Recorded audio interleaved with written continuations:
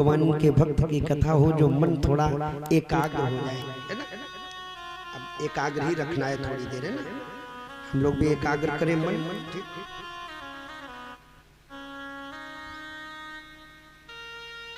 श्री सुखदेव जी के द्वारा वर्णन किया गया भगवान कृष्ण के कोई एक परम प्रिय सखा थे, क्योंकि आशीत माने भूतकाल की क्रिया है। कश्चित माने कोई, कृष्ण से आशीत सखा कश्चित ब्राह्मणो ब्रह्मवित्तमा। ब्राह्मण था, ब्रह्म को जानने वाला था, विरक्त था, प्रशांत आत्मा थी, जितेंद्रीय व्यक्ति था। उनकी पत्नी भी एक है। द्रक्षयोपपन्नेन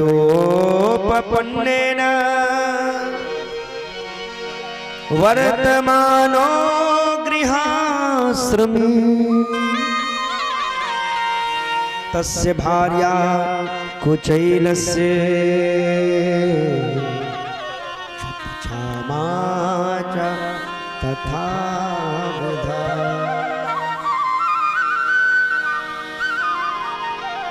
तस्य भार्या कुचैलस्य, इनकी पत्नी जो है उनका नाम है सुशीला। जैसा सुदामा जी का नाम है वैसे सुशीला का भी नाम है। जैसे सुदामा जी वैसे सुशीला है। यही शायद वैवाहिक जीवन का सबसे बड़ा, मैं आपसे कह दूं, वैवाहिक जीवन में बंधने के बाद सुदामा और सुशीला सब बनने का प्रयास करते हैं और बनना चाहिए। क्यों? बोले सुदामा जी जो परम विरक्त हैं और सुशीला, सुखार्थ होता सुंदर, शील माने बुद्धि आचरण, ठीक है ना। शील का आचरण भी कह सकते, बुद्धि आचरण। उस सुशीला की जो बुद्धिमत्ता है, उसके जो आचरण है, बिल्कुल सुदामा जी से ही मैच करते मिलते हैं। और शायद दुनिया की वो प्रत्येक महिला सुदामा होगी जो अपने पति के ही कमाए गए धन पर, पति के व्यवस्था, पति के कुल के अनुरूप अपने जीवन को जीती है। वो सुशीला ही है।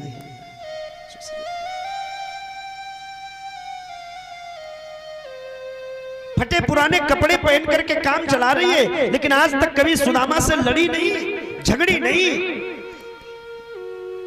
याचना नहीं की, मांगना नहीं की कि हमें यही दिलवा दो। और वो प्रत्येक महिला सुशीला है जो अपने उस घर गृहस्थी को देख करके, परिवार को देख करके, परिवार की मर्यादाओं का कभी उल्लंघन न करे। वो सुशीला ही है मेरे भाई।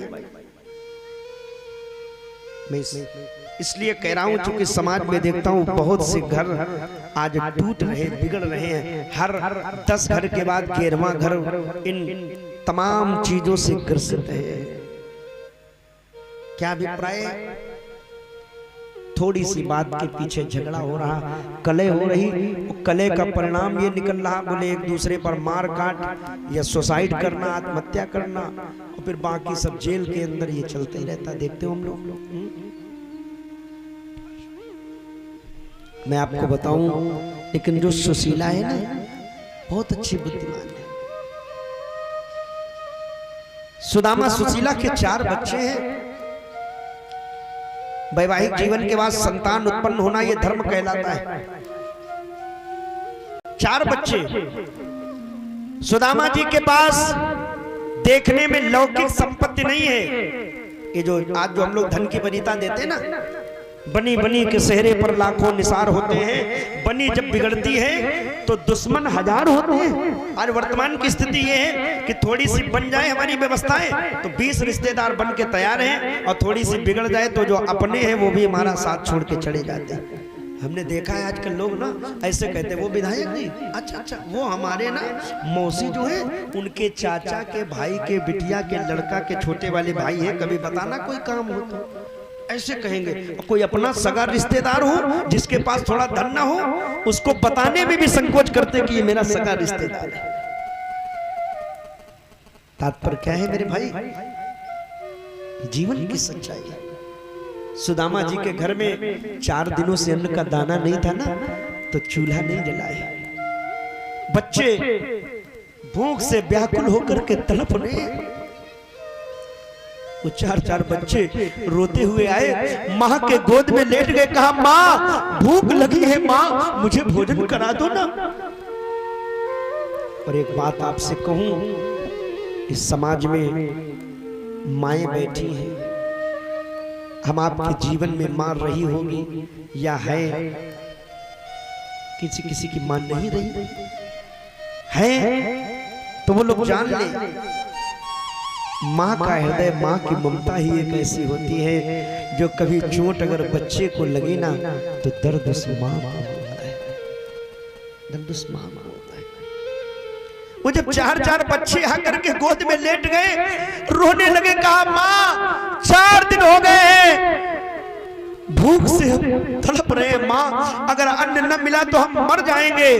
उस मां ने अपने उस सर को पीटा और रोने लगी कि हे विधाता तेरा कैसा न्याय है, हे परमात्मा, हे ब्रह्मा तेरा कैसा न्याय है, किसी किसी को इतनी संपत्ति दे देते हो कि उनके घर में खाने वालों की कमी होती है, और किसी किसी को इतना लोग उनके यहाँ इतने कैंडिडेट, उनके यहाँ इतने बच्चे हो जाते हैं कि उनके घर में खाने वालों की कमी होती है।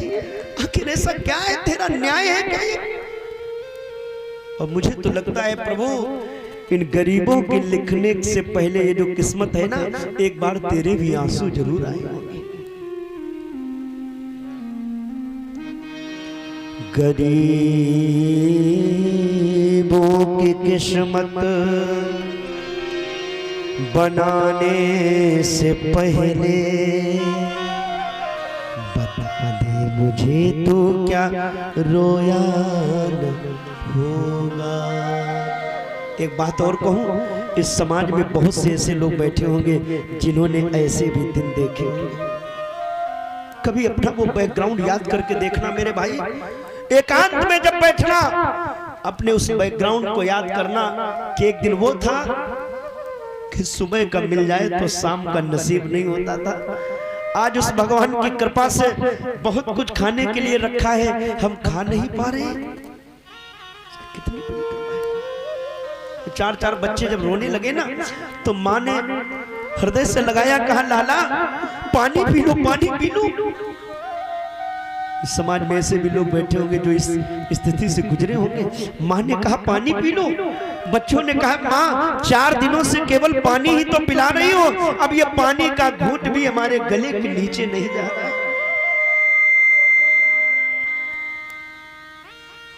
माँ अब ये पानी का घूंट भी गले के नीचे नहीं जा रहा है। माँ मेरे भाई बहन, उस माँ के ऊपर क्या बीती होगी। माँ ने मालूम है क्या किया है? मैं एक आपको भाव दूं, माँ ने अपने साड़ी से 4 चींटी फाड़ी और फाड़ करके उन बच्चों के पेट में कस करके बांध दी। कभी किसी ने ऐसा भी दौर देखा होगा, इस सभा में जरूर ऐसे लोग बैठे होंगे जब उस घर वालों ने उस भूख की पीड़ा को जब न सहन हुआ ना तो गले को पेट में पट्टी बांध दी गई हमारे, तो पेट दबा रहेगा तो भूख न लगेगी, क्योंकि माँ का ही हृदय होता है। आज के भले ही समाज में ये बच्चे युवा होकर के पढ़ लिख करके थोड़ा सा धन संपत्ति वैभव पाने के बाद माँ बाप से कहते हो कि तुमने हमारे लिए किया क्या है, 9 महीना केवल पेट में रखा था, बोलो हम तुम्हारा किराया दे दे। बहुत बार हमने देखा है बच्चे कह देते समाज में माँ से, 9 महीना पेट में रखा था, बोल बोल तोरा किराया कितना हुआ, मैं दे दूं तुझको। क्या कोई ऐसा बेटी और बेटा होगा जो उस माँ के दूध के कर्ज को दे सकता है, किराया दे सकता है? ये कहने की बातें हैं, जिस दिन माँ के उस पिता के त्याग पर आओगे ना, कह नहीं पाओगे कभी, न कभी दे पाओगे। वो तो तब जानोगे जब तुम्हारे भी बच्चे होंगे। जो आज तुम व्यवहार अपने माँ बाप के साथ कर रहे हो, कल जब तुम्हारे बच्चे वो व्यवहार तुम्हारे साथ करेंगे तब तुम देखना उस बात, तब लगेगा कि नहीं ये क्या होता है।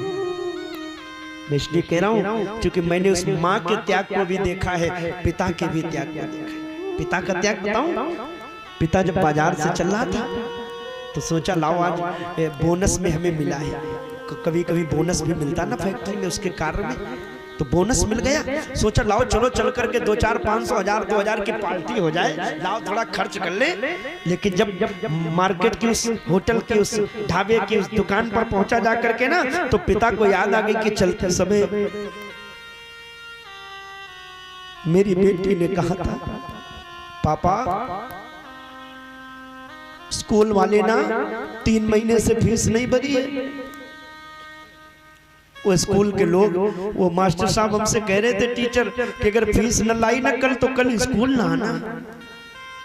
तो वो पिता मैंने देखा है उन मन की इच्छाओं को अपने अंदर दबा लेता है, और अगर कुछ ले भी आवे ना, कुछ ले भी आवे ना, आज के भी दौर में देख लेना, कुछ अगर ले भी आया जेब में, बच्चे आ गए दौड़ करके, रे पापा आ गए, पापा आ गए, जेब में हाथ डाला, छीन लिया और बच्चे लेकर के टीवी वाले कमरे में चले गए अंदर, खुद खाने लगे। पिता को 100 ग्राम मूंगफली में एक भी नहीं मिली, लेकिन पिता देख करके केवल खुश खुश। क्या है ये पिता का त्याग। और केवल इतना ही नहीं, किसी भी पिता को देख लेना, आज यहाँ जितने लोग बैठे हो, उस पिता ने चाहे जैसा जीवन जिया हो, फटे पुराने कपड़े पहन के जीवन काट लिया हो, एक टाइम का भोजन करके जीवन काट लिया हो, कम शिक्षा में जीवन काट लिया हो, लेकिन संतान के लिए वो हमेशा चाहेगा कि जो मैंने कष्ट सहा है वो कभी मेरे बेटे ने सहा। और फिर भी वो बच्चे बड़े होकर कहते किया क्या है, अरे भाई पिता नहीं कर पाए, तुम भी करके कभी देखना अपने लिए। अरे पिता चलो नहीं बना पाया है तो कम से कम तुम्हें जन्म ही दे दिया है, कम से कम उसी में सोच के देखो ना, तुम भी कुछ कर लो। और केवल पिता ही नहीं, जो माँ से लड़ने लगते हैं, क्या किया, 9 महीने पेट में रखा, गिराया, उनके लिए बता दूं, माँ का तो इतना त्याग है कि शास्त्र कहता है कि सारे कर्ज उतारे जा सकते हैं, लेकिन माँ का कर्ज कभी नहीं उतारा जा सकता। क्योंकि माँ जब उदर में उसके जब संतान पहुंचती है, 9 महीने जब वो अपने पेट में रखती है तो कितना वजन सहती है। बच्चा जब पेट में मूवमेंट करता है ना, गर्भाशय में जब घूमता है तो माँ को दर्द होता है, हाथ पैर चलाता है, माँ को कष्ट होता है, लेकिन माँ चुपचाप उस कष्ट को सह लेती है और इस भाव से मुस्कुरा लेती। दर्द हो रहा है लेकिन फिर भी मुस्कुरा रही माँ, क्यों? बोले मेरा बच्चा देखो ये पलट रहा है, मेरा बच्चा खेल रहा है। माँ जो भोजन करती है, जो भी ग्रहण करती है, चाहे विटामिन की वस्तुएं हो, चाहे वो कैल्शियम हो, वो माँ अपने लिए नहीं ना, वो सब उस नार के द्वारा बच्चे में जा रहा है। और केवल इतना ही नहीं, जब माँ बच्चे को जन्म देती है ना तो इतना असहनीय कष्ट होता है, असहनीय कष्ट होता। कुछ माताएं तो उस कष्ट को नहीं सह पाती, उनके प्राण तक चले जाते हैं। ये महिलाएं जानती हैं, जब वो रुक रुक करके दर्द उठता है ना, तो गरुड़ पुराण में तो लिखा है कि माँ का भी जन्म होता है उस बच्चे के जन्म के साथ में, माँ का भी दूसरा जन्म हो रहा बच्चे के साथ। और आज के परिवेश में सीजर वगैरह हो गया, ऑपरेशन हो गया, तो जिंदगी भर दर्द सहना है, लेकिन फिर भी माँ दर्द सह करके बच्चे को जन्म देने के बाद उसे गोद में लिटा लेती, चुपचाप प्रेम करती है। अपना ब्लड ही, अपना खून ही दूध बना करके माँ बच्चे को पिला देती है। और इतना नहीं, घर में एक रोटी रखी हो ना और बच्चा आ जाए कि माँ भूख लगी है मुझे, तो मैंने देखा है वो माँ वो रोटी बच्चे को खिला देगी और खुद पानी पी करके सो जाएगी। फिर भी लोग कहते तुमने किया क्या है? अरे यहाँ तक कि तो छोड़ो, कम से कम उम्र के 5 वर्ष उस बच्चे के लालन पालन में, कम से कम 5 वर्ष खुद गीले बिस्तर में सोई है माँ सर्दियों में, और बच्चे को सूखे में सुलाया है। और केवल इतना ही नहीं, शादी होने के बाद जब बच्चा कहता है माँ हमारी बहू से तुम्हारी पट नहीं रही है, तो हमने देखा है वो बूढ़े माँ बाप जिन्होंने मकान बनाने के लिए खून पसीना लगा दिया ना, सुन लेना मेरे भाई बहन, ये सच्चाई है आज की।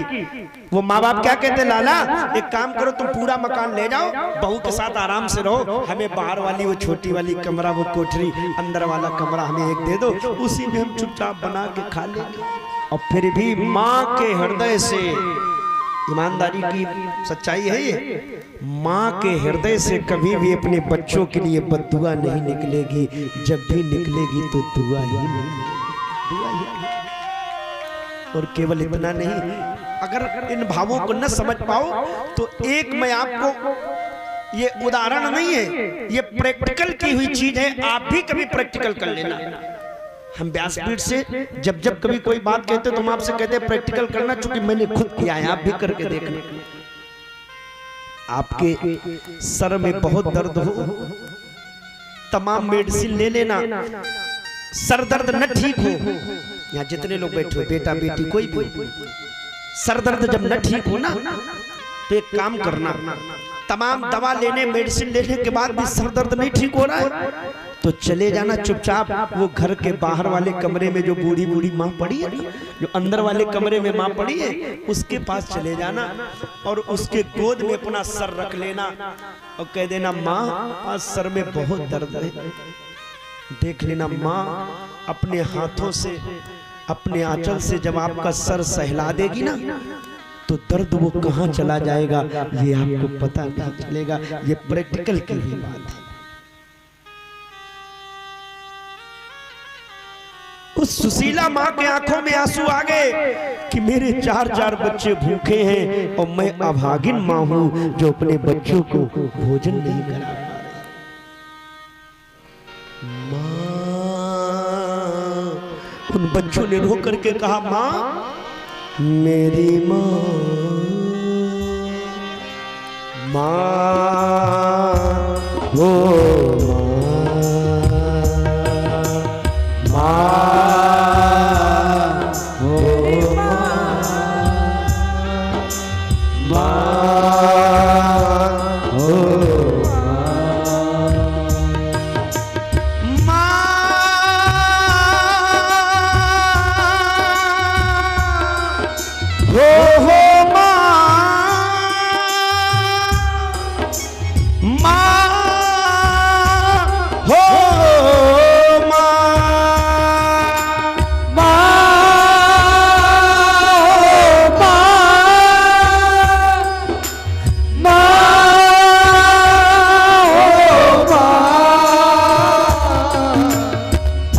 बुलाती है कितना रुलाती है, पास बुलाती है कितना रुलाती है, याद तुम्हारी जब जब मुझको आती है, मुझको आती है।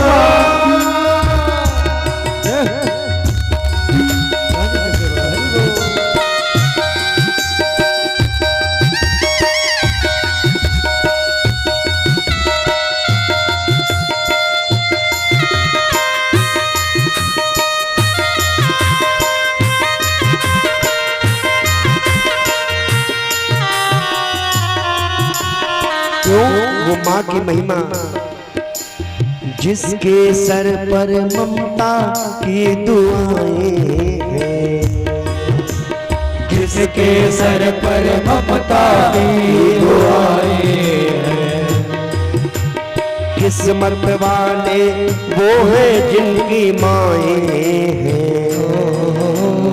किस्मत वाले वो है जिनकी माएं हैं। जिस्म तो होता है जान नहीं होती, जिस्म तो होता है पर जान नहीं होती, उनसे पूछो जिनकी माँ नहीं होती, उनसे पूछो जिनकी माँ नहीं होती। अरे अभी माँ मिल रही है ना तो कीमत नहीं समझोगे, उस दिन रोगे जब माँ नहीं रहेगी, तब जब कोई बात आएगी कि हमारी कोई बात हो तो माँ छिपा लेती थी, कभी उजागर नहीं होने देती थी, माँ बिल्कुल सीक्रेट कर लेती थी उस बात को। तब समझ में आएगा कि जब तमाम दुख होता था तो माँ से आकर लिपट के रो लेते थे, माँ उस बात का निराकरण कर देती थी। जिस्म तो होता है जान नहीं होती, जिस्म तो होता है पर जान नहीं होती, उनसे पूछो जिनकी माँ नहीं होती, उनसे पूछो जिनकी माँ नहीं होती। लोरी सुनाती है कितना रुलाती है, लोरी सुनाती है कितना रुलाती है। याद तुम्हारी जब जब मुझको आती है, मुझको आती है।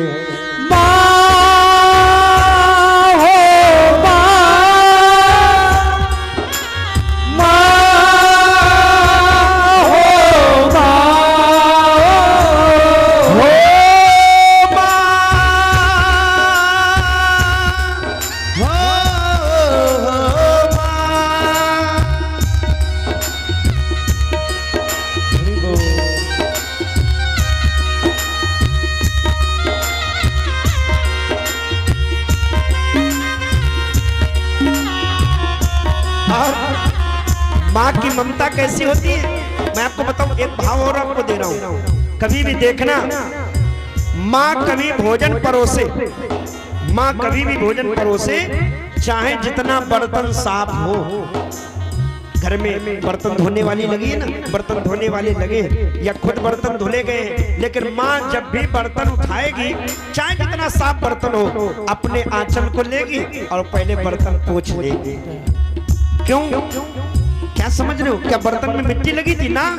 लेकिन ये माँ का भाव देखो जरा, अपना साड़ू का पल्लू लेकर के जरूर एक बार बर्तन पोंछेगी।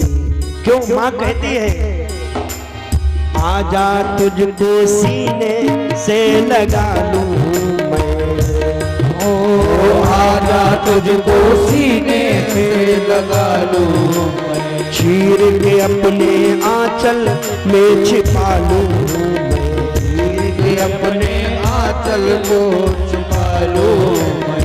तेरे लिए लाला अखियां बरसी है, तेरे लिए लाला अखियां बरसी है। सावन बन बन कर अखियां बरसी है, सावन बन बन कर अखियां बरसी है। पास बुलाती है कितना रुलाती है, पास बुलाती है कितना रुलाती है। याद तुम्हारी जब जब मुझको आती है, मुझको आती है।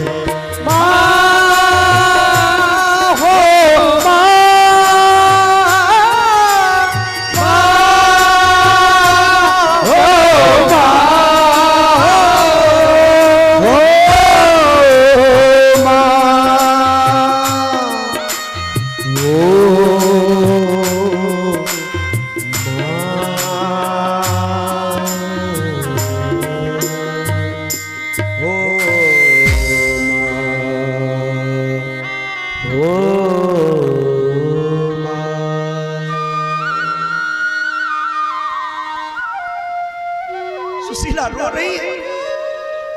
मेरे भाई बहन, सुशीला को रोते हुए उन बच्चों को जिस समय सुशीला ने हृदय से लगाया, मन में विचार आया क्या करूं, मेरे बच्चे भूखे हैं, मैं इनको एक अन्न का टुकड़ा नहीं दे देती, मां कहलाने के अधिकारी नहीं। तो सुशीला ने तत्काल उन बच्चों से कहा बेटा चले जाओ, यहाँ से कुछ दूर गांव के बाहर जो उपवन है ना, वहां तुम्हारे कन्हैया चाचा रहते हैं। सुशीला ने झूठ बोला है, सत्य नहीं कहा। क्यों? बोले सुदामापुरी से द्वारिकापुरी तो सैकड़ों किलोमीटर दूर है, सैकड़ों किलोमीटर। पोरबंदर से द्वारिका बहुत दूर है। सुदामापुरी माने आज वर्तमान में पोरबंदर, जहाँ नेवी का बहुत बड़ा डैम है। उस पोरबंदर से द्वारिकापुरी कम से कम 100 किलोमीटर दूर। लेकिन सुशीला ने कह दिया। क्यों? सुशीला ने सोचा गांव के बाहर वाले गार्डन में बच्चे खेल रहे हैं, वहां ये बच्चे हमारे भी जाएंगे, तो बच्चे जब खेल में लग जाते हैं तो बच्चों को खेल में फिर भोजन पानी याद नहीं रहता है, कह दिया। मेरे भाई बहन, वो बच्चे गए। अच्छा, वो तो यही सोच के गए थे यहाँ पर कन्हैया चाचा रहते, जाकर के चिल्लाने लगे उस उपवन में, ओ चाचा, कन्हैया चाचा, देखो ना मैं 4 दिनों से भूखा हूँ, मेरी माँ ने कहा है तुम यही हो। अरे कन्हैया चाचा में भोजन करवा दो ना। चाचा चाचा मैं भूखा हूँ, मैया ने पता बताया है, आधी रोटी के खाते रहे, तेरे दर पे चल कर आया है। आधी रोटी का टुकड़ा मिल जाए चाचा, कुछ तो इस पेट में पहुंचे। बच्चे जब रोए, ध्यान से सुनना मेरे भाई बहन, वो भगवान द्वारिका में भोजन कर रहे थे, एक निवाला ही केवल मुंह में रखा था, जो मुख में गया ना तो भगवान के आंखों में आंसू आ गए। रुक्मिणी ने देखा, सत्यभामा ने, अरे प्रभु हमें लगता भोजन तीखा है। ए दासियों, इतना तीखा भोजन बनाया जाता, लाओ घी लाओ, अरे लाओ जरा मिष्ठान लाओ, जल लाओ, भगवान को तीखा लग गया, मिर्च लग गई। भगवान बोले, रुक्मिणी हमें कोई मिर्च नहीं लगी, न कोई नमक ज्यादा न मिर्च ज्यादा, फिर आप रो क्यों रहे हो? बोले मैं रो तो इसलिए रहा हूं, मैं कितना अभागा चाचा हूं, मैं कितना अभागा चाचा माने पिता। एक बात मैं और आपको स्पष्ट कर दूं, जो चाचा और ताऊ होते हैं ना, ये पिता का ही दर्जा होता है। और कई बार ऐसा देखा गया है कि एक पिता अपने बच्चे को वो शिक्षा, वो परवरिश नहीं देता है, लेकिन अपने भतीजे के लिए वो करता है। मेरे भाई, भतीजे के लिए करता है। यहाँ एक बात मुझे बड़ी अच्छी लगी इस परिवार में, ये मैं कोई व्यासपीठ से इसलिए नहीं कह रहा हूँ, इन्होंने कथा कराई तो इनकी बड़ाई कर रहा हूँ ना, कतई नहीं, किसी की नहीं करता। मैं कभी नहीं कहता कि हमें माला डालो, कोई आवश्यकता नहीं। सुनना है सुनो ना, अपने घर जाओ, हम तो भाव से सुना रहे हैं, सीधे कह देते हैं। लेकिन एक बात अच्छी लगी, वो मैं आज अंतिम दिन कह करके जा रहा हूं, और मैं यही चाहूंगा इस मिश्रा परिवार में ऐसा ही सामंजस्य बना रहे। अगर किसी बात को लेकर के कोई है ना, तो ये भागवत में आज अंतिम दिन है, अभी हम व्यासपीठ पे पूरे परिवार को बुलाएंगे, पूजन कराएंगे, सबसे संकल्प कराएंगे, और वो यही संकल्प कराएंगे कि एक काम करना, अपना कमाना अलग, अपना खाना अलग, अपना गैस चूल्हा अलग रखना, अपना सिलेंडर अलग रखना, अपने प्रॉपर्टी में बंटवारा अलग अलग कर लेना, लेकिन कभी अपना दिल न बांटना, हृदय न बांटना। ये मिश्रा परिवार, और ये मैंने देखा है, ये जितने भाई यहाँ बैठे हैं, इनके जो भतीजे हैं भाई, वो तमाम, अब कई लोगों के नाम हमें याद नहीं कर पाए, तमाम भाई हैं भैया, किसके किसके याद करें। हमारे रज्जन भाई, रज्जू भाई, हमारे अमित भाई, क्या नाम, आदित्य नारायण, उनके छोटे वाले भैया पूरा, और सबसे छोटे वाले हम देख रहे, किसी को कहना नहीं पड़ता है। सुबह आप मानोगे नहीं, मैं उस दिन 4 बजे जब उठा, बाकी तो हमारी थोड़ी क्रिया बदली रही, चूंकि इधर उधर जाना रहा, लोकल में है तो निमंत्रण भी अटेंड करने पड़ते, खाना न पीना, लेकिन जाना पड़ता है, क्या करूं। तो हम जब एक दिन 4 बजे उठ करके अपने नित्य की तरीके से क्रिया कर रहे, तो हमने देखा तो सबसे छोटे वाले जो छोटे हैं ना, भगवान प्रभु छोटे के ऊपर कृपा कर देना, आपकी बात स्पेशल आशीर्वाद दे के जा रहे हैं छोटे को, होगी कृपा। तो छोटे को हमने देखा, आप लोग जो ये पानी पीते हो ना, खूब सारी बोतलें, जाने कितना तो पानी लोग पी गए। बारी भाई कथा ऐसी, भगवान सबको कथा हो, हम तो खूब कहेंगे भाई, जाने ये बोतलें जो फेंक देते हो ना प्रसाद के बाद, जो कूड़ा हो जाता, हमने छोटे को देखा, लिए बोरी अपना सुबह 4 बजे बीनने में लगा। हमने कहा देखो, किसी ने कहा नहीं, लेकिन यही परिवार का सामंजस्य है, और यही होना चाहिए। और जब ऐसा परिवार में सामंजस्य होता है, तो एक बात और याद रखना, कभी भी बाहरी व्यक्ति इस परिवार पर उंगली नहीं उठा सकता है, ये जरूर याद रखना। भगवान कृष्ण ने कहा कि मैं पिता हूं, मैं चाचा हूं, चाचा भी पिता होता है। मेरे 4 भतीजे भूख से तड़प रहे हैं, और मैं 56 भोग खा रहा हूं। तो रुक्मिणी की आंखों में आंसू आ गए, प्रभु मैं तो माँ हुई ना, आप पिता हुए तो मैं माँ हो गई, कौन बच्चे, चलो चलो। तुरंत एक थाल में बढ़िया 36-56 प्रकार का व्यंजन सजाया, अब माँ ने लिया थक करके, और भगवान भेष बदल करके रुक्मिणी और भगवान द्वारिकाधीश गए, और वही बच्चे जहाँ चिल्लाते चिल्लाते रोते रोते बेहोश हो गए थे। 4 दिनों से भोजन नहीं मिला, बच्चों को बेहोशी छा गई। वहां भगवान गए, उन बच्चों को बढ़िया सुंदर वो भोग प्रसाद पवाया है। अब सोचो जरा, ये दुनिया वालों याद रखना, ये भगवान की ही भगवत्ता है। वो एक हमने सूत्र सुना था बूढ़े लोगों के द्वारा, कभी घना घना, कभी मुट्ठी भर चना, कभी वो भी मना। क्यों? बोले भगवान की कृपा समझ के सब स्वीकारो। जिनको पग की बन ही न मिले, उनको गजराज चढ़ावत है। जिनको भर पेट न अन्न मिले उनको दधि दूध छकावत है, और जिनको पग के पनही न मिले उनको गजराज चढ़ावत है। जब ऐसे काम प्रभु ने किए तब दीनानाथ कहावत, तभी तो दीनानाथ कहलाते। भगवान ने भोग प्रसाद पवाई, बच्चे खुशी हो गए, बड़े प्रसन्न हुए, एकदम चेतना आ गई, भोजन कर लिया। 4 दिनों से भूखे बच्चे, चेतना आ गई, उछलते कूदते हुए आए माँ के पास, पट्टी वट्टी फेंक दी उतार करके जो बंधी थी पेट में। माँ ने देखा, क्या बात है बच्चों? माँ, अरे कन्हैया चाचा आए थे, बढ़िया बढ़िया भोजन कराया। अच्छा, सुशीला को लगा कोई गाँव के व्यक्ति ने भोजन करा दिया होगा, बेचारे भूखे नहीं देख पाए होंगे। अच्छा, इनको क्या पता इतनी दूर से भगवान आ सकते। लेकिन सुशीला को एक पल के लिए लगा कि कन्हैया अगर तुम आए थे तो केवल बच्चों का ही हाल देख करके उनको संतुष्ट करके चले गए, कभी अपने भाभी के लिए नहीं सोचा। अरे एक दिन तो भोजन करा दिया, अब कल कैसे मिलेगा? इसलिए सुदामा जी से कहा, सरकार आप मेरे लिए न सही, अपने लिए न सही, लेकिन इन बच्चों के लिए कम से कम चले जाओ ना, द्वारिका चले जाओ। सुदामा जी ने कहा, देवी हम चले तो जाएं, लेकिन मित्र के यहाँ जाना है, कुछ भेंट है क्या? भाई कुछ जगह खाली नहीं जाना चाहिए, सत्संग में, मंदिर में, भगवान के दरबार में, माने गुरु के यहाँ, और ससुराल में मित्र के यहाँ जब भी जाओ कुछ न कुछ लेके जाओ। तो देवी कुछ है? सुशीला ने कहा, अगर आप कहोगे तो हम व्यवस्था करेंगे। ठीक है, ले आओ तो हम जाएंगे। तो सुशीला गई लोगों के यहाँ, जिसके दरवाजे पे जाती है कि देवी जी, सिठानी, हमारे स्वामी जी द्वारिका जा रहे हैं, कुछ भेंट हो तो दे दो। लोग भगा देते। मैंने भी क्या कहा, बनी बनी के सेहरे पर लाखों निसार होते, लोग भगा देते। अरे जा, तू तो रोज रोज मांगने आती, न जाने कितनी बार ले गई, आज तक वापस नहीं किया। एक सिठानी ने कहा, हाँ सुशीला हम तुम्हें देंगे, लेकिन ये हमारी धान रखी है, ये ओखल लो, माने मूसल लो, और इस धान को पहले कूटो, और इससे जो कुछ मिलेगा हम तुम्हें दे देंगे। तो सुशीला ने आज तक कभी ओखल नहीं चलाई थी, कोमल हाथ थे। जिस महिला ने कभी मूसल न चलाया हो, चलाना पड़ जाए, तो सुशीला ने चलाया, लेकिन अपने लिए नहीं ना, बच्चों के लिए नहीं ना, पति के लिए नहीं, फिर किसके लिए? बोले भगवान द्वारिकाधीश के लिए चला गई। ओखल चलाते चलाते चलाते चलाते हाथों में छाले पड़ गए, एक छाला तो फूट गया, उस छाले से पहले पानी निकला, फिर रक्त निकलने लगा। जैसे रक्त निकला, भगवान द्वारिका के उपवन में भ्रमण कर रहे थे, हाथों से भगवान के खून रक्त बहने लगा, तो रुक्मिणी इत्यादि रानियां दौड़ी, अरे पट्टी लाओ, मलहम लाओ, श्याम सुंदर के कांटा चुभ गया। अरे प्रभु आपसे कितनी बार मना करती हूँ, फूल न तोड़ा करो, ऐसे कांटा लग गया, देखो ब्लड बह रहा। भगवान बोले, रुक्मिणी हाँ, ये खून, ये रक्त कोई हमारा नहीं है ना, फिर ये हमारे भक्त का खून है। देवी, मेरी एक परम भक्ता जिसके हाथों से खून बह रहा है, इसलिए मेरे भी हाथों से खून बह रहा है। क्या मतलब है प्रभु?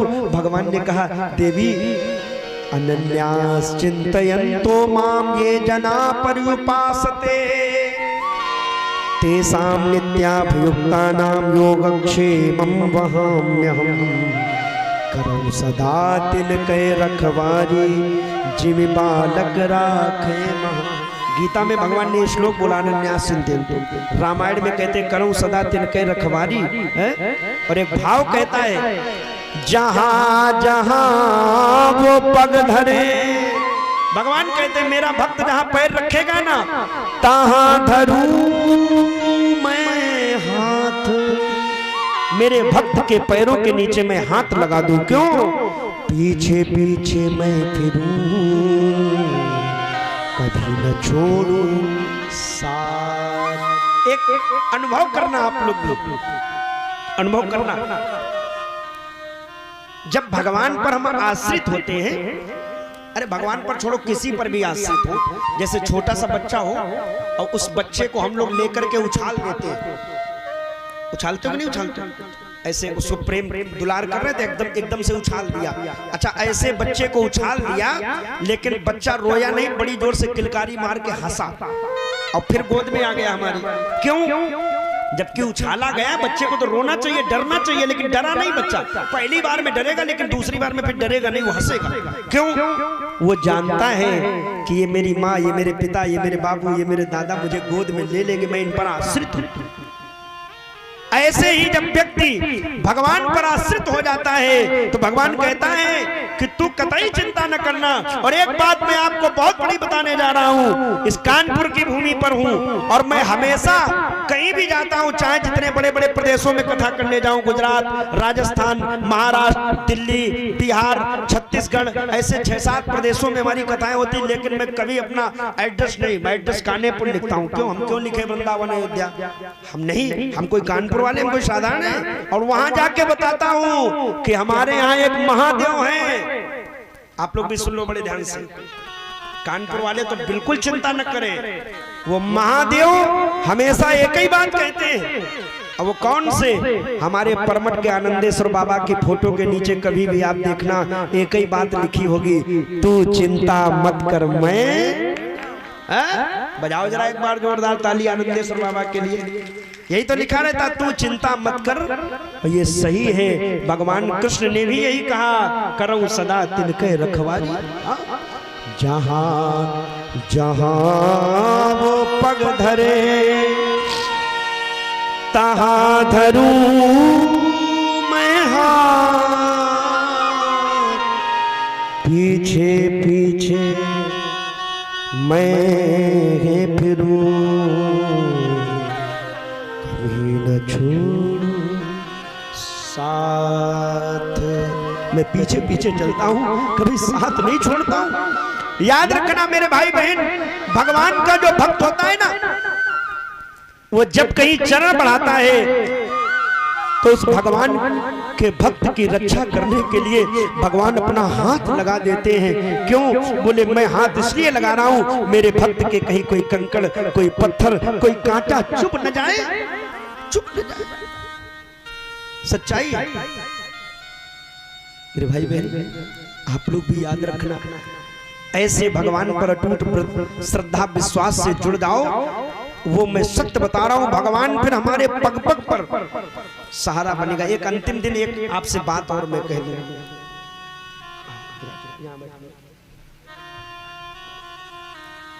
एक अंतिम दिन मैं आपसे एक बात कहूं।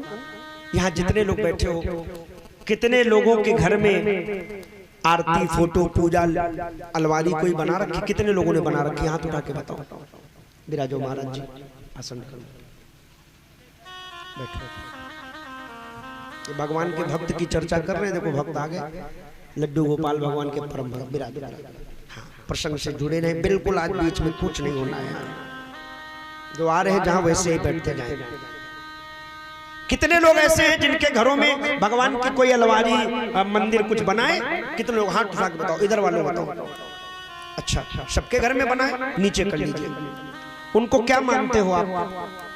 ये मैं आज एक अंतिम दिन बहुत बड़ा आपको पॉइंट दे करके जा रहा हूं। इस पॉइंट को जरूर याद रखना। 7 दिन की कथा नहीं याद होगी, न याद हो पाएगी, कोई बात नहीं, चलेगा सब, लेकिन ये बात जरूर आप लोग याद नोट कर लो।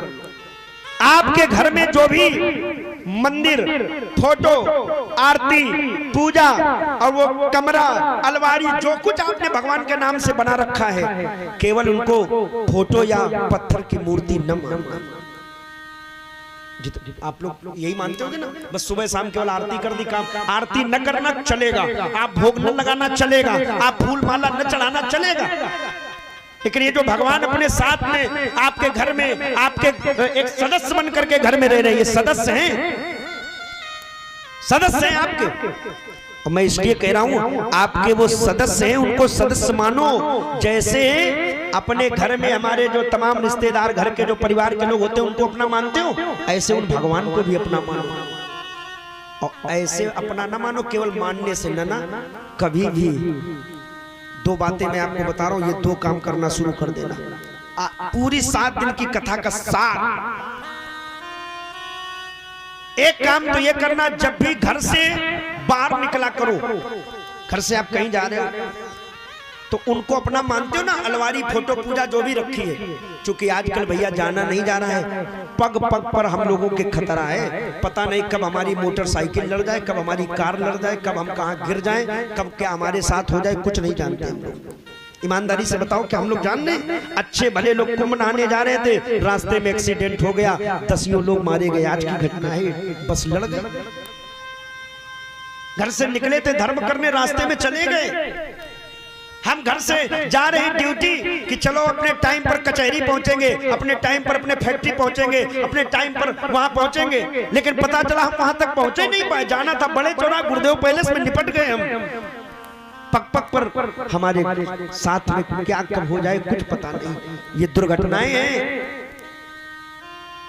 उसके लिए क्या करना है? तो अपने घर में जिनको हम पत्थर मान के भी केवल रखे हैं, जिनको फोटो मान करके कांच की और वो मढ़ी हुई फोटो मान करके रखे हो ना, ये नियम बनाना आप। फिर उसका रिजल्ट आप ज्यादा दिन नहीं, आप खुद अनुभव करना। हम हमारी कहने कोई बातें नहीं। मैंने क्या प्रैक्टिकल मैंने खुद किया है, तब मैं आपको बता रहा हूँ। घर से जब निकला करो तो अपने उस मूर्ति, वो जो अलवारी फोटो पूजा जो भी रखे, जो भी भगवान, जो भी देखो श्रद्धा सब में है और सभी में ईश्वर है। अड़ो रणियाम महतो महियान हरि व्यापक सर्वत्र समाना। एक छोटे से चींटी से लेकर के हाथी पर्यंत भगवान का वास है। तो मैं आपको बताऊं, घर से जब भी निकलो तो एक काम करो कि निकलते समय, चलते समय आप कहीं जा रही हो, आप कहीं जा रहे हो, कुछ न करो, केवल अपने उन अलवारी के सामने जाकर के भगवान से कह दो, प्रभु, या जो भी आप मानते हो। वैसे तो हमारे हिसाब से प्रभु मानो, ठीक है, अच्छी बात है। हम तो कहते घर का एक सदस्य मानो और सबसे बड़ा सदस्य मान लो। जैसे बड़े बड़े व्यक्ति से हम बात बताते अपने बूढ़े से, ऐसे जाओ और कह दो। केवल निकलने के लिए ही नहीं, कोई समस्या से आप फंसे हो, लेकिन ये हमारा दुर्भाग्य है कि अपने घर वाले भगवान में भगवान नहीं देखते हैं। और केदारनाथ, अमरनाथ, रामेश्वरम जाकर के हम सोचते हैं हमें भगवान वहां मिल जाएंगे, वहां पिकनिक मना के सैर सपाटा करके चले आओगे। घर वाले भगवान को भगवान न मान पाए, रामेश्वरम में क्या मिलेगा भाई? घर वाले वो जो भगवान है, उनसे अपनी समस्या बताओ करिए। हम उनको बता नहीं पाते। चिराग तले अंधेरा वाली स्थिति में जी रहे, उन भगवान से कहो। घर में जो बात देखो, घर का सदस्य अच्छे से सुनता है हमारी बात, बाहर वाला इग्नोर कर देगा, सुन लेगा, छोड़ देगा। हम विरोध नहीं कर रहे कि आप वहां न जाओ ना, वहां भी जाओ, लेकिन कोई बात अगर आपको करनी है, हम मनौती मानने के लिए बड़ी दूर दूर जाते हैं। अपने ये मैं इसलिए कह रहा हूं, मैंने अनुभव किया है। हमारे भगवान, हमारे लड्डू गोपाल जो साथ में कुछ भी खाते पहले खिलाओ, जो कुछ बात हो नीच कर देते, कह लेते। क्यों भाई? आपको तो सब पता है, आप भी करते हो। दिखावे की बात नहीं है ये। उनसे घरवाली अपने मूर्ति पूजा आरती जो भी करते उसमें कहो, प्रभु हमें ये समस्या है और आप ही देखना, इतना कह। घर से जब निकलो उनको प्रणाम करो, प्रभु हम जा रहे हैं और देखो शाम तक आ जाएंगे, अब आप समझना आपको अपनी गाड़ी चलानी कैसे चलेगी, आप जानना। बस इतना कह दो। मैं ईमानदारी से कह रहा हूँ, चाहे जितने बड़े बड़े या बहुत बड़ी कोई दुर्घटना होती होगी, छोटे में निपट जाएगी, कभी कोई समस्या नहीं आएगी। और जब लौट करके आओ तो फिर उन भगवान के पास में आओ, प्रणाम करो, हाथ पैर धुल लो, और नहीं धुलो तो कोई बात नहीं। जब सदस्य है तो सदस्य में सब चलेगा। भक्ति में इसके लिए, इसलिए रामायण में कही गई, भक्ति स्वतंत्र सकल गुण खानी। एक बार ना भी नहाए हो तो भी चल जाएगा, और नहाए हो प्रणाम हो ही नहीं पा रहा तो बेकार है आपका नहाना। जाओ कह दो, प्रभु आपकी कृपा से आ गया हूँ, काम बन गया है, या जो भी समस्या तुरंत बताओ। देखना वो आपके घर वाले जो भगवान, जिनको अभी तक माने नहीं, केवल यही मानने वाले अलवारी में बैठे हैं, केवल सच्चाई तो वही छिपी पड़ी थी। तमाम जगह जाने के बाद भी लोग आते हैं, कहाँ गए थे भैया? बोले वैष्णो देवी घूम ही आए। अब बताओ, लोग वैष्णो देवी भी गए तो घूमने के उद्देश्य से। कहाँ गए थे? बोले रामेश्वरम गए थे। क्या करने गए थे? बोले घूम आए, देख आए, बढ़िया समुद्र था, खूब गोता लगाए समुद्र में। क्या मतलब मिला भाई? और घर के भगवान हमारे जो बैठे उनको कभी माने नहीं। अपने घर में करके देखो, सुशीला जी ने वो जिस समय हाथों से भगवान के रक्त बहने लगा, सुशीला के हाथों से निकला, भगवान के हाथों में इधर द्वारिका में बहा। वो गोपियां, वो ग्वाले सब देखने लगे, कन्हैया आपके हाथों में खून क्यों? भगवान ने कहा इसलिए क्योंकि मेरे भक्त के हाथों से रक्त बह रहा है, तो मेरा भक्त अगर चोटित होगा तो क्या मुझे चोट नहीं लगेगी? जहां जहां वो पग धरे तहाँ धरूं मैं हाथ, पीछे पीछे मैं चलूं, कभी न छोड़ूं साथ, कभी न छोड़ूं साथ, मैं तो पीछे पीछे चलूं। तब सुदामा जी को सुशीला जी ने भेजा रास्ते में। वो चूंकि अब भेजने के लिए क्या स्थिति है भाई, कुछ चाहिए ना, तो सिठानी को जब वो धान कूट करके दे दिए तो सिठानी ने भी 4 मुट्ठी टूटे हुए चावल, या चित्वा चतुरो मुष्टिन विप्रान प्रथोकुटंडुलान चैल खंडेन तान बद्धा भरते प्रादादुपायनम। 4 मुट्ठी वो कनकी वाले चावल लिए और सुशीला जी को दिए, ले लो लेकिन ये वापस कर देना। सुशीला बोली जी स्वामिनी वापस करूंगी मैं। वो 4 मुट्ठी फटे पुराने कपड़े में बांध दिए, सुदामा जी ने दबाए, लेकर के चले। रास्ते में एक नदी पड़ी, पार जाना है, कैसे पार जाया जाए?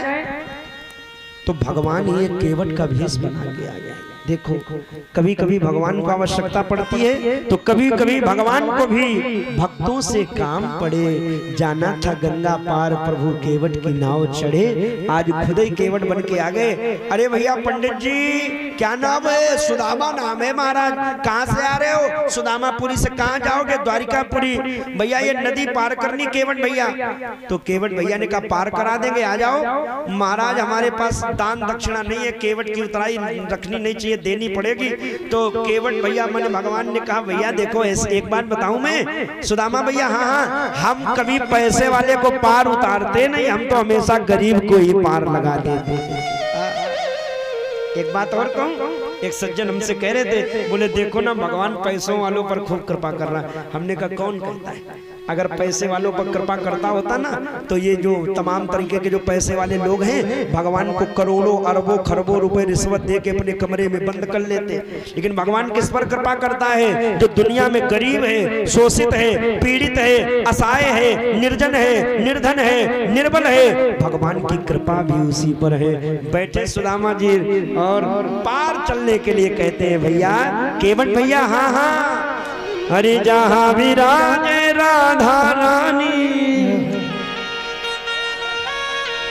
अलबेली सरकार कन्हैया संवरिया ले चल पल्ली पार कन्हैया ले चल पल्ली पार संवरिया ले चल पल्ली पार। जहाँ विराजे राधा रानी, जहाँ विराजे राधा रानी अलबेली सरकार संवरिया ले चल पल्ली पार कन्हैया।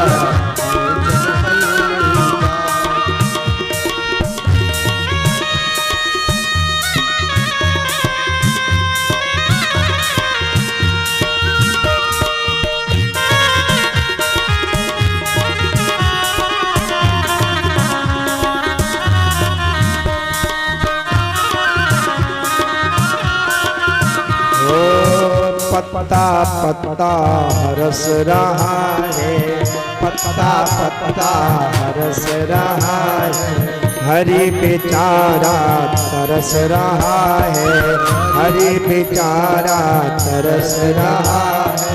ओ मेरे जीवन मेरे माझी, मेरे जीवन मेरे माझी, मेरे जीवन मेरे माझी, मेरे जीवन मेरे माझी, मेरे प्राणाधार कन्हैया संवरिया कन्हैया ले चल पल्ली पार संवरिया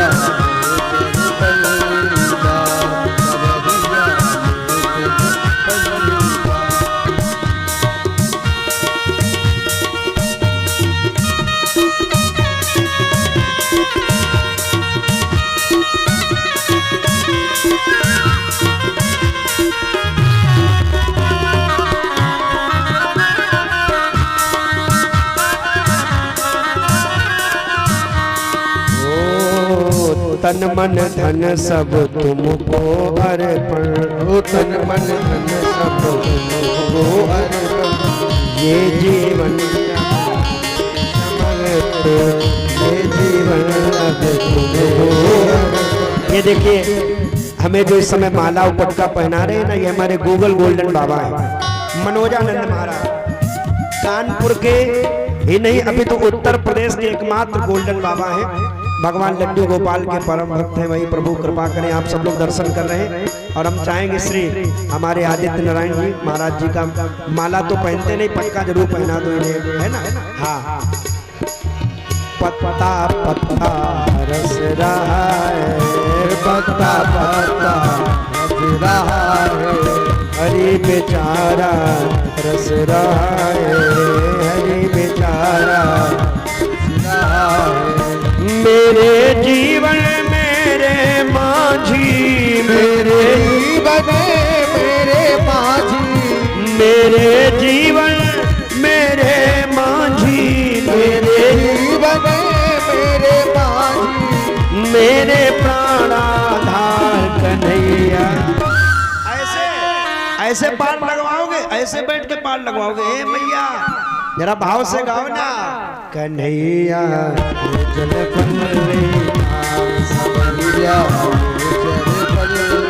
जय हो।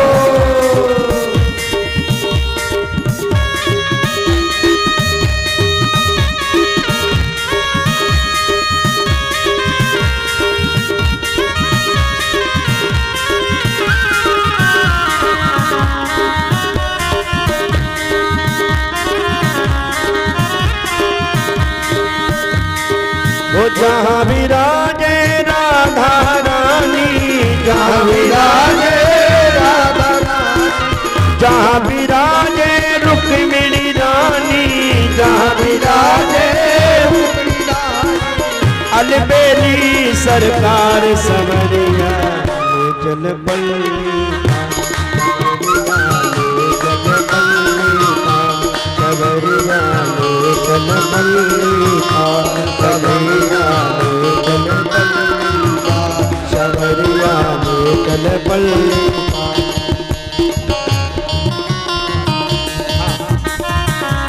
बोलिए राधा रानी सरकार की जय, सांवरे सरकार की जय हो। सुदामा जी को पार लगाया गया है। सुदामा जी आधी दूर चल कर के गए, नदी पार गए, थक गए तो एक शिला पर लेट गए। बोले कन्हैया भैया तुम्हारी गर्ज होवे तो हमें बुला लेना, हम तो यही सो रहे हैं। सो गए। अब भगवान को लगा ये सुदामा जी आएंगे नहीं, वापस चले जाएंगे, थक गए ना। तो एक बात आपसे और एक पॉइंट की बात मैं दे रहा हूँ। लोग कहते भगवान मिलते नहीं, भगवान दिखते नहीं, भगवान होते नहीं। मैंने भी भगवान की व्याख्या की थी आपसे। बा से भूमि, गा से गगन, वा से वायु, आ से अग्नि, ना से नीर, ये प्रत्यक्ष भगवान है। अच्छा इनके अलावा भी ईश्वर कौन है वो मैं आपको बता रहा हूँ। जो लोग कहते हैं ना ईश्वर है नहीं, प्रकट है नहीं, ये सब पंडित जी लोग अपने चढ़ौती चढ़ाने के लिए तब चढ़ रहा ना तमाम। ये देखो तो खाएंगे पंडित जी, तभी लाल लाल से बैठे, हाँ ये सब खा जाएंगे। हम तो अपनी बातें कर देते हैं, बिल्कुल कहेंगे। लोगों की धारणा है, वो मैं ये सच्चाई बता रहा हूँ आपको, कहने दो भाई। लेकिन जान लो मेरे भाई बहन, वो ईश्वर होता है। सुदामा जी की कथा कह रही है, मिलता भी है, दिखता भी है। कब मिलेगा? बोले जब उस परमात्मा के लिए हम आधी दूर चल के जाएंगे। अभी हम जरा सा भी चले नहीं, सोचते मिल जाए हमें, इतना सरल नहीं है वो भगवान। आधी दूर चलो सुदामा जी की तरह से।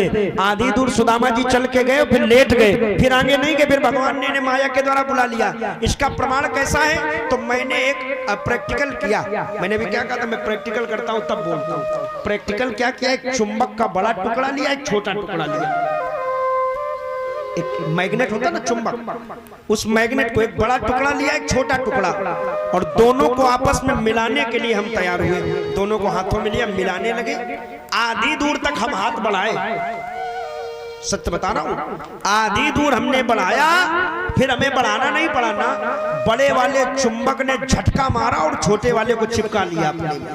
बस इतनी दूरी भगवान और परमात्मा और हमें है। बस जीव और ब्रह्म में इतनी दूरी है। आधी दूर आप चल के जाओ, फिर आधी दूर भगवान अपने आप हमें बुला लेता है। आधी दूर माने अब हम थोड़ा सा परिश्रम करना शुरू किए, फिर अपने आप उस परिश्रम में हमें लाभ मिलने लगा, 2 गुना होने लगा, 4 गुना होने लगा। यहाँ हमारे आदित्य नारायण के तमाम मित्र बैठे जो प्रॉपर्टी डीलर हैं, एक प्लाट से काम शुरू किया था, लेकिन भगवान ने अपने पास देखो कैसे बुलाया, एक से काम शुरू किया, कार्य प्रारंभ किया, आज प्लाटों की लाइन लगी पड़ी है। साहब ये क्या है? ये भगवान की वही तो है, अपने पास बुलाने का तरीका है। कहता तुम थोड़ा चलो, बाकी फिर हम धक्का देने के लिए, सहारा देने के लिए तैयार हैं। कर्म हमारा था, सहारा उस परमात्मा ने दिया है, ये हमेशा याद रखना। मैं इस व्यासपीठ पर बैठा हूं। पहली कथा जब मैं 2011 में अपने गांव से कुछ दूर हथका में करने गया तो साइकिल से गया था, ईमानदारी से। सुबह पाठ भी मैं करता था। बाबा जी ने कहा पंडित जी कथा करानी, तो हमें बड़ी उमंग थी, गुरु जी के साथ रहते थे, हमने कहा हम करेंगे कथा। हम साइकिल से सुबह जाते थे, पाठ भी करते थे, फिर आके वापस घर में भोजन करें, फिर भागवत करने जाए। और फिर वो लोग गांव वाले बोले कथा ठीक है तुम्हारी पंडित जी लाला, तब लाला थे हम 2011 में, तो बोले लाला तुम्हारी भागवत ठीक है, कम रातों में करो। तो हम रातों में करें भैया, 2 टाइम। थोड़ा सा हम चले, फिर भगवान ने अपने पास हमें धीरे से बुलाना शुरू किया। आज बड़ी कृपा कर दी, भारत के कई प्रदेशों तक जा रहा हूं, उनकी कृपा है। सुदामा जी को बुलाया। और अगर ऐसा ना हो ना, तो भगवान से भी लड़ लिया करना। मैं आपको बताऊं, एक भगवान का भक्त था, वो भगवान के मंदिर में गया और लड़ने लगा। देखो भक्त और भगवान का झगड़ा भी हो जाता है, जिससे अधिक प्रेम होता है उससे झगड़ा भी होता रहता है। अनुभव किया ना आपने, जिससे प्रेम होता है उससे कुछ बहुत कहा सुनी हो जाती है। तो एक वो भक्त भगवान से लड़ने लगा और क्या बोला? बोला प्रभु मेरी विनती सुनो सांवरे राम जी, वरना जाके कचहरी अपील करूंगा। मेरी विनती सुनो सांवरे राम जी, वरना जाके कचहरी अपील करूंगा। क्यों गोपाल भाई, कचहरी में अपील होती, मुकदमे हो जाते, यहाँ तो एडवोकेट लोग भी बैठे। अच्छा, तो उस भगवान की मूर्ति से आवाज आई, क्या करोगे मुकदमा? उसने कहा मुकदमे के लिए भी हमारे पास लिस्ट है, हम मुकदमा भी कर सकते। नया भाव है ये। मेरी विनती सुनो, हमारी विनती सुनो। क्यों? ये हम चढ़ावा लाए हैं ना, ये मिठाई का डब्बा और ये केला, ये फूल माला, ये चढ़ा रहे हैं महाराज, तो फ्री थोड़ी चढ़ा रहे हैं। हमारा सुनो तो, और नहीं सुनोगे तो मुकदमा करेंगे कि 1 लाख रुपए हमने दिए भगवान को, हमारी बातें नहीं मानी। भाई किसी को कुछ दो तो हमारी रहती भी है कि भाई करना पड़ेगा काम आपको। तो लड़ गया भगवान से, हमें युद्ध करना भगवान से। क्यों? बोले हमारी विनती नहीं सुनी गई। क्या है बात तुम्हारी? तो कहने लगा आप अगर हमारी बात नहीं सुनोगे तो समझ लेना। भगवान बोले क्या करोगे? बोले हम ऐसा लायर करेंगे, ऐसा वकील करेंगे कि आप मुकदमा भी अपना हारोगे। भाई दोनों तरफ से पिटीशन दायर होती ना, ठीक है।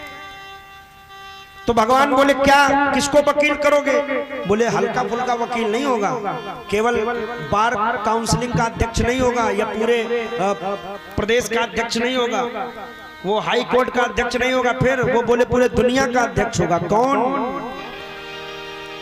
मेरी विनती सुनो सांवरे राम जी, वरना जाके कचहरी अपील करूंगा।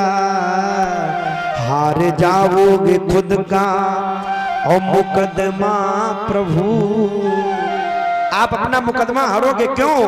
हार जाओगे खुद का मुकदमा प्रभु, मैं तो हनुमत को अपना वकील करूंगा। साधारण वकील नहीं, हनुमान जी को वकील बना लूंगा। तो भक्त और भगवान का झगड़ा। सुदामा जी जिस समय द्वारिकापुरी गए, वो वैभव ऐश्वर्य देख करके चकाचौंध रह गई आंखें। दरवाजे पर पहुंचे, द्वारपालों ने रोका नहीं मेरे भाई। प्राय हम लोग भ्रमित रहते कि द्वारपालों ने रोका होगा। अरे भगवान के दरबार में कोई साधु, कोई ब्राह्मण, कोई महापुरुष, कोई भी व्यक्ति आवे उसको रोकने का किसी को अधिकार नहीं है, न द्वारपालों ने रोका। केवल हमने एक लखा जी का गीत सुना होगा ना, अरे द्वारपालों कन्हैया से कह दो, लेकिन सुदामा जी को रोका नहीं गया। सुदामा जी अंदर गए, भगवान द्वारिकाधीश ने देखा, मेरो मीत आयो, मेरो मीत आयो, मीत मीत कई धायो है, जाकर के हृदय से लगाया है। देखने वालों की आंखें से आंसू आ गए। क्यों? बोले भगवान के ऐसे भी मित्र हो सकते हैं। धोती फटी सी लटी दुपटी अरो, पायनु पानहि की रही सामा, द्वार खड़ो तुझ दुर्बल एक, रहो चकिशो वसुधाय अभिरामा, पूछत दीन दयालु को धामा, बतावत अपनो नाम सुदामा। सुदामा जी को हृदय से लगाया, जाकर के बैठाला सिंहासन पर।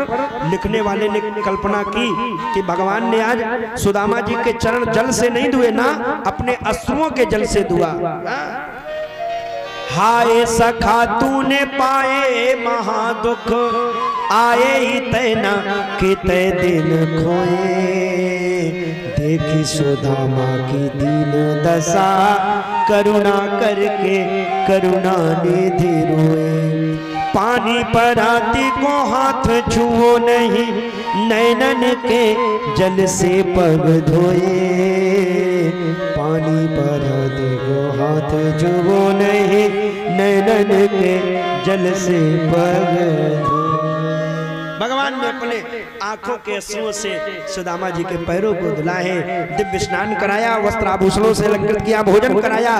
विश्राम का समय आया तो सुदामा जी के जो बगल में पोटली दबी थी उसको छीन लिया भगवान ने, और छीन करके इति मुष्टिम सकट चक्धा, एक मुट्ठी ही केवल चावल खाई है। भागवत तो यही कहती है, आप लोगों दो तीन बता देते हो भाई आपका ज्ञान है, लेकिन भागवत के अनुसार 4 मुट्ठी या चित्वा चतुरो मुष्टिन, 4 मुट्ठी लेकर के गए, 1 मुट्ठी भगवान ने प्राशन की। 4 मुट्ठी का अभिप्राय है 4 पुरुषार्थ हैं, अर्थ धर्म काम और मोक्ष। भगवान 1 मुट्ठी खाता है धर्म रूपी और 2 लोगों की संपत्ति देता है, मोक्ष और अर्थ। काम भगवान नहीं देता है।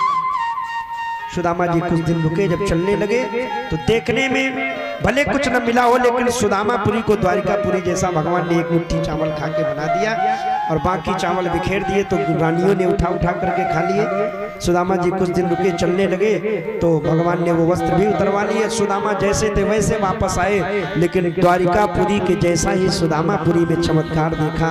आहा, रोने लगे, वारे कन्हैया तुम्हारा कैसा लीला है भाई, है? हमें कुछ नहीं दिया, लेकिन भाभी ने भेजा था ना तो भाभी को ही सब कुछ दे दिया। फिर सुशीला को डांटा, ऐ सुशीला याद करो वो अपना बैकग्राउंड, वो याद करो समय, उस समय जब हमारे यहाँ अन्न के लाले पड़े थे, खाने के लिए कुछ नहीं था, 4-4 दिन हम लोग भूखे रहते थे। आज भगवान ने दे दिया है तो सच धज करके घूम रही हो, जाओ खजाने खोलो, दरवाजे पर कोई भी मांगने वाला आ जाए तो उसको इतना दो कि दुनिया में कभी उसे मांगना न पड़े। क्यों? बोले गरीबी एक महा अभिशाप है, अब इस दुनिया से, अब इस धरती से हमें गरीबी को हटाना है।